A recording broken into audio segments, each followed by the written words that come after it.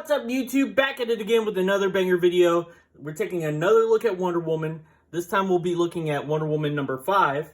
This is another origin issue for one of her big mainstay villains. This is the origin of Dr.Psycho. I don't know about you guys, but my introduction to this character was through the Harley Quinn animated series. This was made in the 1940s, so of course the character is going to be much different in his origin. But it starts off, and we see this. We see Mars, the god of war. He's being read this report about all the women that are helping the Americans fight in the war. This is during World War II. So Mars, he's not happy about this. He wants to keep women enslaved. He wants to keep them subservient. He says if women gain power in war, they'll escape man's domination completely. They will achieve a horrible independence. Summon my war staff. So he calls his lieutenants up. Count Conquest, the Earl of Greed, the Duke of Deception. So the Duke of Deception, you can see he looks a lot like Dr.Psycho. And he's the one that Mars picks. He says he has an agent on Earth who hates women. And of course, that's where we are introduced to Dr.Psycho. See, he's this short guy who's really smart. So when he was in college, he would get teased a lot, even though he was like the smartest guy around. And even though he was picked on, he still had a fiance, but she only liked him for his mind, and she wasn't physically attracted to him. So she would cheat on him and have affairs behind his back. He finds out about her affair, but he's not really that mad about it. He discovers that it's happening, and he sort of feels like maybe he should break it off with her because he thinks that she would be more happy with this other guy, which is really kind of a selfless thing for him to do. He won't stay like that for very long. We see his laboratory is getting broken into, the radium laboratory, and his fiance here witnesses this person who she thinks is Dr.Psycho. She thinks she sees him run in there. And the next day, he's called into his boss's office, and he's accused of stealing. And they call his fiance in there, and they're like, who did you see go into the laboratory last night? And she's like, oh, I only saw Dr.Psycho go in there. So he gets thrown into prison based on her testimony, and he blames her. He thinks it was a setup. He reads in the paper that she's marrying this guy who she had an affair with. So he's like, oh, they plotted against me. But he's in jail, and he vows to get revenge on them. He says he's going to kill the guy, and he's got something even worse planned for the girl. So when he gets out, he feeds the guy radium. He forces him to eat it. And the guy confesses that it was him who stole the radium. And then he goes to the fiance, and he's like, okay, your husband told me that you guys plotted against me. And she denies it. So he binds her up, and he hypnotizes her into marrying him now. So, and also his name is Dr.Psycho, even before he was a bad guy. Did he ever have a chance of being a good guy with a name like that? People were calling him Dr.Psycho even before, when he was just a college student. So did he ever have a chance of not being a supervillain? But he ties her up. He uses her as a medium, and he conjures up this ghost goo. I'm not sure what this is supposed to be, if this is supposed to be a ghost, but this white stuff here is supposed to be like ectoplasm. And he finds that he can create new bodies with that ectoplasm, that he can create ghost forms of people who are long dead. He can make himself look like them. And he sees a way that he can profit off of this. He's going to start doing stage shows where he summons the ghosts of historical figures. So they do one of these shows, and he decides to bring George Washington back to life. And Dr.Psycho is controlling these, sort of like a puppet. This is the ghost of George Washington, but it's being controlled by Dr.Psycho.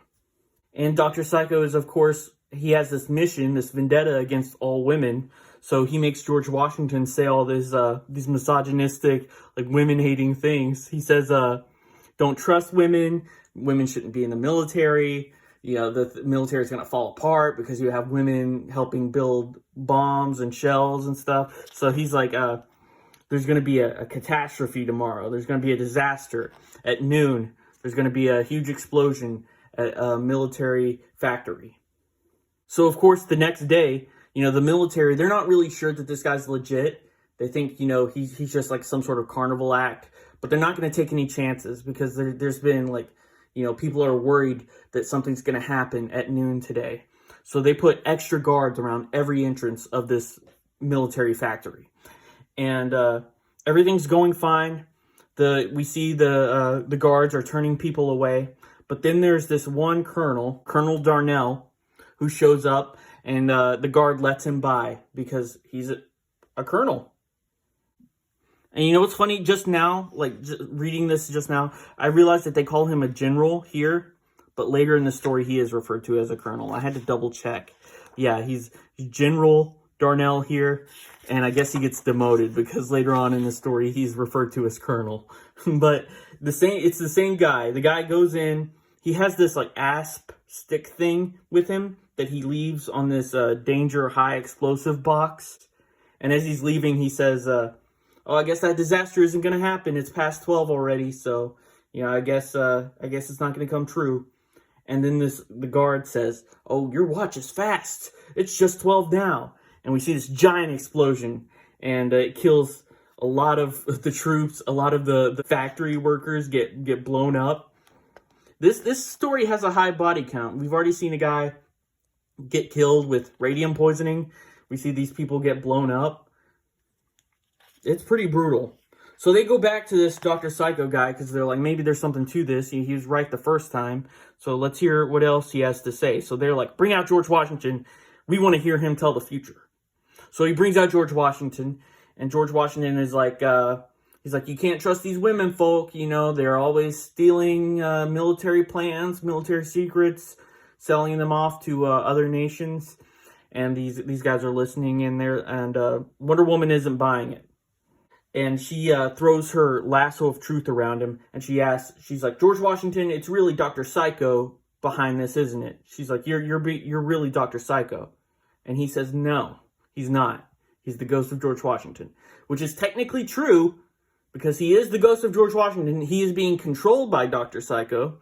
But instead of asking any follow-up questions, Wonder Woman decides to just let it be. And just leave it at that, and just be like, oh, well, I guess, I guess he really is George Washington. I guess Dr.Psycho isn't behind this. So she lets him go. The next day, Dr.Psycho, up to his old tricks again, he disguises himself as that same General Colonel, and he takes these plans out of the safe, and he calls these different women into his office, and he tells them that they're part of the secret mission. He's like, I've entrusted you with these secret documents. I want you to keep them on your person at all times. Don't ever, leave them out. Keep them with you at all times. So they're like, yes, sir. And you can see he's a colonel now. So one of them sticks it down her shirt. The other girl sticks it in her shoe. Meanwhile, the real military guys, they show up to that vault, and it's empty. And they're like, man, someone did steal it. So one of the women did steal the plans. So they call all the women, and they're like, okay, we're going to search you. And they search them, and of course they find the plans. But the women, they're like, you told us that we had to hold on to this. And of course now they're talking to the real Colonel Darnell. And he's like, I never told you to do that. I never told you to do anything like that. And the guard of the factory, he said that Darnell was the only one to go in or out of the factory. So Steve Trevor is starting to put this together that someone's impersonating General Colonel Darnell. And he confronts Dr. Psycho about it. Dr. Psycho hits him with this cloud that's so heavy it pins him to the ground. And meanwhile, Diana Prince, she's trying to find Steve Trevor. She uses this weird little telephone imaginary box thing. And she spots where he is. He's at Dr. Psycho's hideout laboratory. Wonder Woman slingshots herself in there. When she gets there, she finds this trap door. But instead of going into the trap door, she goes behind this regular door, where she says she hears Steve Trevor crying out for her. So she bursts in there. She finds him in a bird cage. She tries to break him out of the bird cage, but it's electrified. So she just like sticks to it with the electric charge. And it turns out that that was just an illusion, that it was Dr. Psycho again. He made himself look like Steve Trevor, even though Steve Trevor's not dead. I don't know. The logic, it kind of falls apart. But but then Dr. Psycho, he hooks her up to this machine, and he's able to pull her ghost, like her soul, out of her body with this machine. And he chains the ghost up to the wall, and he keeps the physical body in this bird cage. And even though it's chained to the wall, it says that he's using his iron will to hold it there. So, you know, these stories, you can't get through one of these old-fashioned Wonder Woman stories without encountering this guy's kinks. Because, like, you see, like, girls in cages, girls locked up. We're about to see some more. Etta Candy shows up, and there's this new guy there, this handsome guy who we haven't seen. He says he's Dr. Psycho's assistant. And they start talking to him, and Wonder Woman says that she can feel Dr. Psycho's focus fading, so she's able to break out of those chains and find her real body.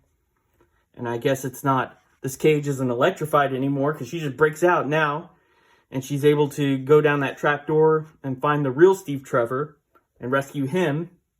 And then they find that woman that he hypnotized in the beginning of the story, and they save her, and you see she's chained up to the bed. And then the handsome guy, he transforms back into Dr. Psycho. So, you know, we saw that coming. So Etta Candy, she chases after him with a bunch of paddles. So we're to believe that he gets spanked at the end of the story. Oh, and almost the last panel, we see Dr. Psycho, he pulls a gun on them and he threatens to shoot them. But Steve Trevor is able to shoot the gun out of his hand. And that's something that happens in a lot of movies and TV shows and comics. Like, the good guy is able to shoot the gun out of the bad guy's hand. Which I'm not sure if that's ever happened before in real life. Like, that seems like incredibly hard to do. To shoot a gun out of somebody's hand without hitting them, or, you know, without blowing their hand off, or just completely missing. But it seems to happen a lot in media. and then we end this comic with the fiance, the woman who was hypnotized. She says, submitting to a cruel husband's domination has ruined my life, but what can a weak girl do? And Wonder Woman says, get strong, earn your own living, join the WACs or waves, and fight for your country. Remember, the better you can fight, the less you'll have to. And, you know, that's like what all these World War II era comics were like. They were a call to arms. But every time I read the word wax, I can't help but think of the Cheap Trick song. Mommy served in the wax in the Philippines. Maybe that's just me. But that's Wonder Woman number 5. Let me know what you guys think. I'll see you in the next video. Next video is going to be a special announcement, so I hope to see you there. Thanks for watching. I'll see you next time. Bye.